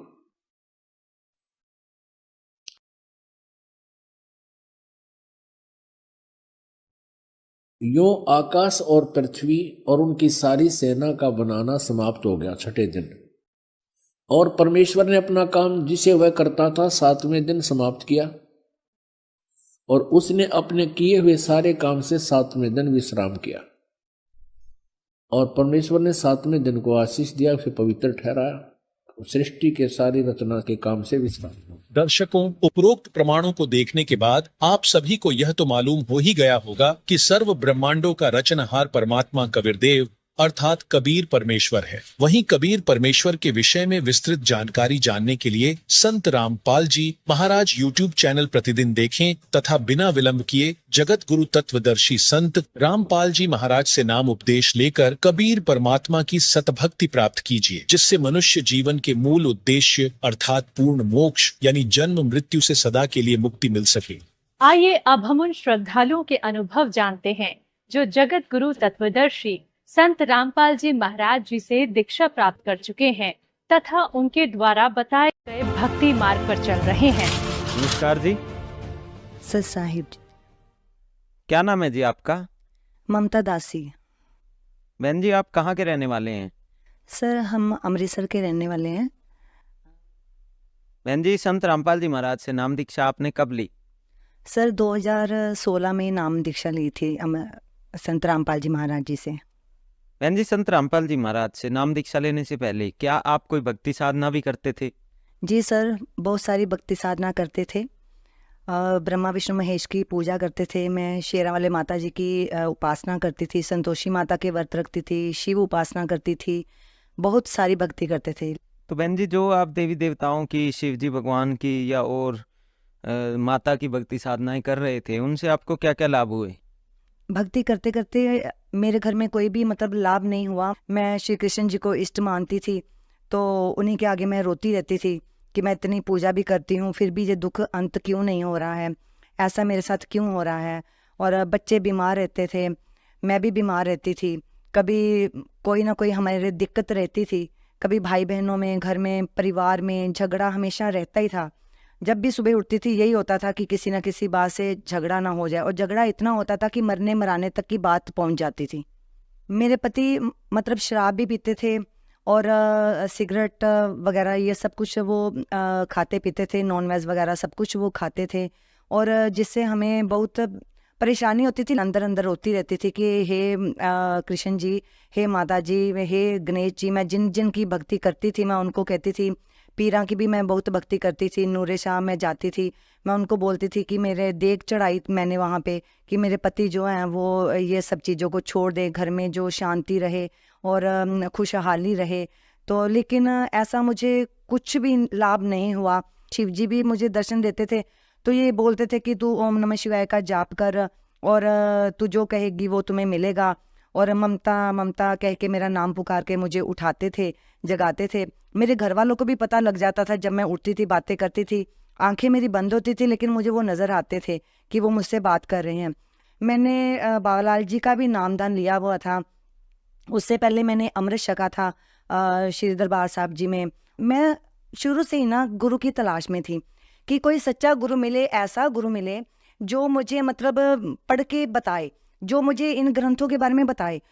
तो बहन जी, आपने बताया कि जो आप पहले देवी देवताओं की भक्ति साधनाएं करते थे उनसे आपको कोई लाभ नहीं हो रहा था, लेकिन आपके परिवार में बहुत ज़्यादा ही क्लेश रहता था। तो फिर संत रामपाल जी महाराज की जानकारी इन दिक्कतों के बीच में आपको कैसे हुई? सर ऐसा है कि संत रामपाल जी महाराज जी की जानकारी, न्यू कॉलोनी में हमने घर लिया, मंजू बहन हमारे घर के पास रहती थी, उन्होंने मुझे ज्ञान गंगा बुक दी। तो मैंने ज्ञान गंगा बुक पढ़ी, उसमें सृष्टि रचना को मैंने पढ़ा तो मैं एकदम से हैरान हो गई। मतलब ये सृष्टि रचना में मतलब शेरा वाले माता जी के बारे में क्या लिखा हुआ है। तो मैंने उसको बुक वापस की, फिर उसने मुझे बुक दी तो उसने कहा कि एक बार दोबारा से पढ़, तेरे को समझ नहीं आ रही। लेकिन मैंने बुक की तरफ इतना गौर नहीं किया, थोड़ा बहुत पढ़ा। लेकिन उस समय हमारे घर में कुछ कलेश हो गया मेरे भाई बहनों को लेके, तो मैं बहुत परेशान थी। तो मैंने बाबालाल जी के आगे रोई, जिनको हम मानते थे। तो मैंने कहा कि मुझे परमात्मा चाहिए, कि मैंने बुक में पढ़ रही हूँ कि कोई परमात्मा है, तो ये परमात्मा कौन है मुझे चाहिए। उसी शाम को जब मैं घर से बाहर निकली तो हमारी वही पड़ोसन मंजू बहन जो है, तो उनके घर में सत्संग लगा हुआ था साधना चैनल के ऊपर, 7:30 का टाइम था। मैंने उसको बारी से आवाज़ लगाई कि मंजू, मैं बहुत परेशान हूँ, क्या मैं सत्संग सुन सकती हूँ? उसने कहा कि बहुत सालों से मैं तुम्हें बोल रही हूँ कि तू सत्संग सुन ले, लेकिन तू खुद ही नहीं आती है, आजा तू सत्संग सुन ले। मैंने बगजी उनके घर में सत्संग सुना तो एक ऐसा चमत्कार था कि जो संत रामपाल जी महाराज सत्संग में बता रहे थे, मुझे ऐसा फील हो रहा था कि सारी बातें वो मुझे ही बता रहे हैं, मेरे बारे में ही सब कुछ कह रहे हैं। और सत्संग जब समाप्ति हुई तो उसके बाद इंटरव्यू आती है, और इंटरव्यू में जो बहन बोली उसका नाम ममता था और मेरा नाम भी ममता था। पहले तो मैं उनका नाम सुन के चौंक गई कि इनका नाम ममता है और मेरा नाम भी ममता है, ये कैसे हो। तो जो उन्होंने फैमिली डिटेल बताई कि मेरे पति बिजली का काम करते हैं, मेरे 3 बच्चे हैं, 2 बेटियां एक बेटा है, सेम सिचुएशन मेरी थी। उन्होंने बताया मेरा एक्सीडेंट हो गया था। तो ऐसे मैं बहुत रोई, बहुत ज़्यादा रोई। और बाद में मैंने उनके घर से उठ के आई तो फिर घर में जोत जलाई, बाबालाल जी की जोत जलाते थे हम। तो रात को जब सो गई तो संत रामपाल जी महाराज परमात्मा 2:30 बजे के करीब उन्होंने मुझे स्वप्न में दर्शन दिए।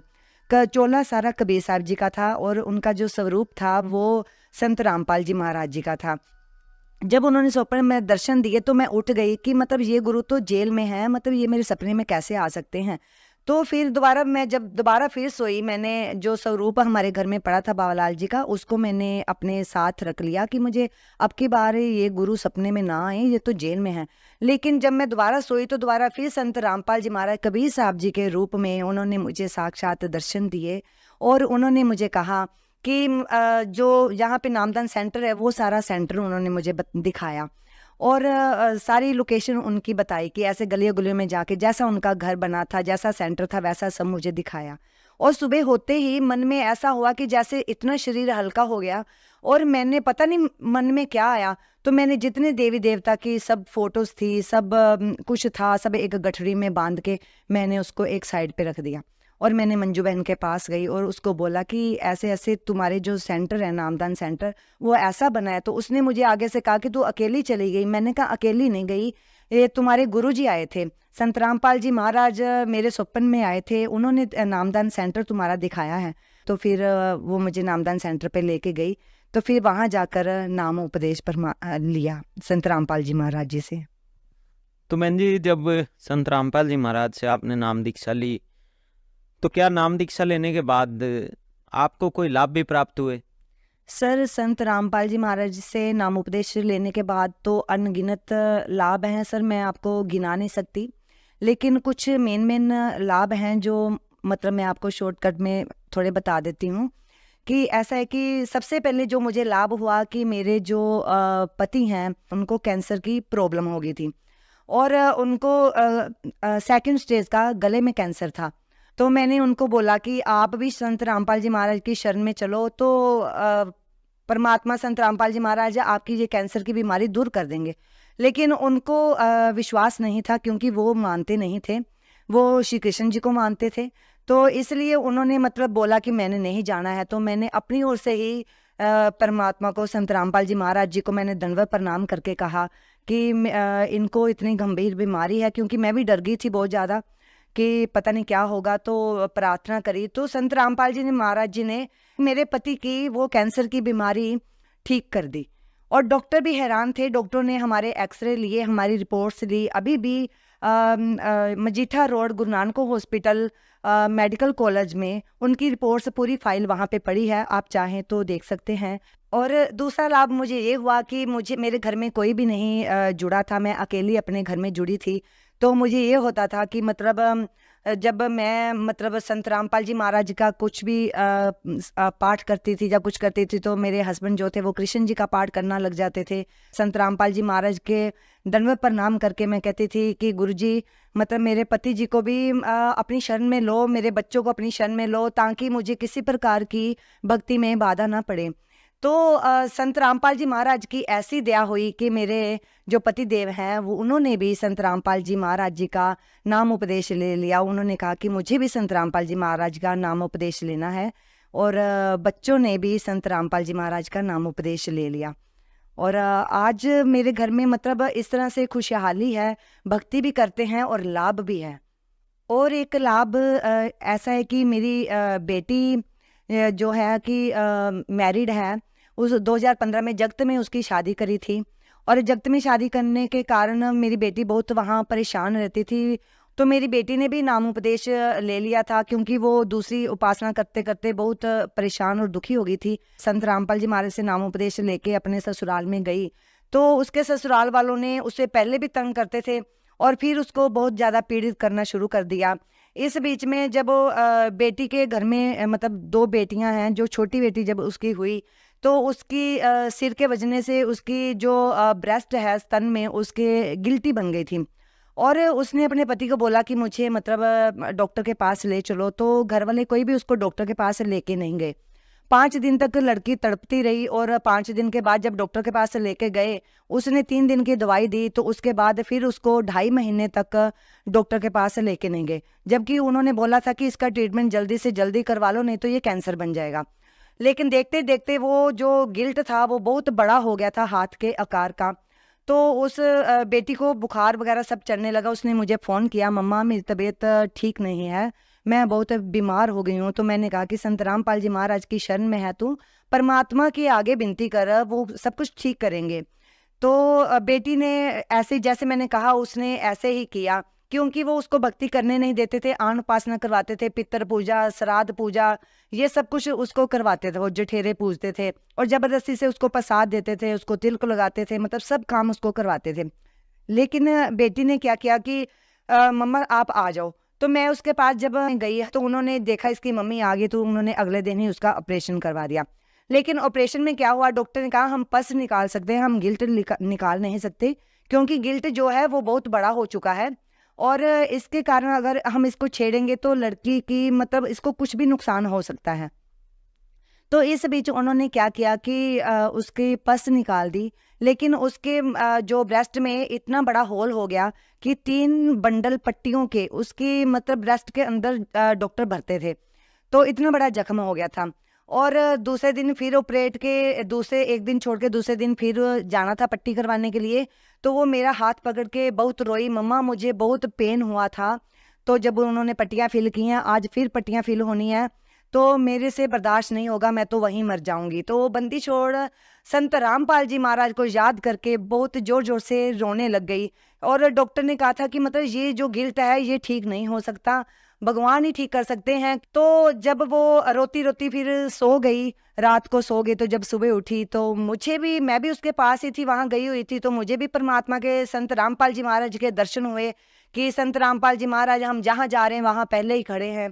बेटी ने मुझे कहा तो मैंने उसको कहा मुझे दर्शन हुए, उसने कहा मम्मा मुझे भी दर्शन हुए। और संत रामपाल जी महाराज का इतना विराट रूप हो गया कि उन्होंने गुड़िया को ऐसे फूलों की तरह हाथों पे उठा लिया और उसे सिर पे दोनों हाथ रख के उसे आशीर्वाद दिया कि हवा में ऐसे उसको अपने हाथों पे आशीर्वाद देके हाथों पे उठा लिया और उसको कहा कि बेटी तू चिंता न कर, मैं तेरे साथ हूँ, तो कबीर परमात्मा तुम्हारे साथ हैं। तो इतना कह के उसकी मतलब जाग खुल गई। और उसके बाद 10 बजे उसने जाना था हॉस्पिटल। जब हॉस्पिटल गई और डॉक्टर पट्टी भरने लगे तो भगत जी डॉक्टर खुद हैरान हो गई कि जिस सुराख में जिसको भरने के लिए 3.5-4 महीने लगने थे, उस सुराख में एक पट्टी का आधा हिस्सा ही गया। और डॉक्टर कहने लगी कि ये कैसे हो सकता है, मतलब मैंने बहुत ऑपरेट किए हैं, ऐसा चमत्कार कभी नहीं हुआ। देखते देखते 1 हफ्ते में बिल्कुल ही उसका जख्म बिल्कुल भर गया, बंद हो गया, ठीक हो गया बिल्कुल, और वो गिल्ट भी बिल्कुल खत्म हो गया। ये संत रामपाल जी महाराज की दया से उसको जीवन दान मिला। लाभ तो बहुत है। मेरा बेटा जो उसने 2017 में नामोपदेश लिया था, तो बेटा मेरा भी आन उपासना करने लग गया था। नाम उपदेश लेके उसने मतलब नाम छोड़ दिया था और आन उपासना करने लग गया। मैंने मतलब मन ही मन बड़ी दुखी होती थी। इस बीच में जब रोहतक आश्रम पर गई, वहां जाकर मैंने दंडवत प्रणाम जब किया तो परमात्मा के आगे रोई कि मालिक बच्चे को अपनी शरण में लो। तो जब मैं वहां से आई तो आते ही मतलब ऐसा चमत्कार हुआ कि 2022 में मेरे बेटे ने मतलब खुद ही वो संत रामपाल जी महाराज का सत्संग सुन रहा था। तो मुझे कहता कि मम्मा मुझे संत रामपाल जी महाराज की शरण में जाना है, मुझे पूर्ण उपदेश करवा दीजिए। तो सबसे बड़ी ये भी मेरे को टेंशन थी, भक्ति नहीं कर पाती थी, भक्ति में ये टेंशन भी मेरे लिए बाधा थी। परमात्मा ने, संत रामपाल जी महाराज ने मेरी ये बाधा भी दूर करी। और एक और लाभ ये हुआ कि मेरी छोटी बेटी जो है, मुझे उसको लेके भी बड़ी टेंशन थी कि शादी करेंगे, क्योंकि बड़ी बेटी की शादी में भी बहुत पैसा लग गया था। तो उसको लेके मुझे बहुत टेंशन थी कि इसकी शादी करेंगे, इतना पैसा कहाँ से इकट्ठा करेंगे, कहाँ से आएगा, ये हम कैसे करेंगे, ये सोचती थी मैं। तो उन्होंने बोला कि रमैनी जो है उसमें कोई खर्चा नहीं लगेगा, जो भी मतलब खर्चा होता है, जो भी सब कुछ वो संत रामपाल जी महाराज जी की ओर से ही होता है। मेरा मतलब कोई भी खर्चा नहीं हुआ और 1 रुपए का भी नहीं खर्चा लगा और भक्त परिवार में उसकी शादी हुई है। और जो भक्त परिवार है, हरप्रीत सिंह है भी जो फतेहगढ़ से हैं, मतलब बहुत ही अच्छी फैमिली है और मुझे उसकी बिल्कुल भी टेंशन नहीं है। ये भी मेरे लिए बहुत बड़ा लाभ है। तो बहन जी, आपने बताया कि संत रामपाल जी से नाम दीक्षा लेने के बाद आपके परिवार में खुशियां ही खुशियां हो गई। तो जो श्रद्धालु आज आपको सुन रहे हैं, आप उन्हें क्या संदेश देना चाहेंगे? मैं सिर्फ इतना कहना चाहती हूँ कि संत रामपाल जी महाराज धरती पे अवतार हुए हैं, इनकी शरण में आके अपने जो है जीवन का उद्धार कीजिए और सत भक्ति करके सत मार्ग प्राप्त कीजिए।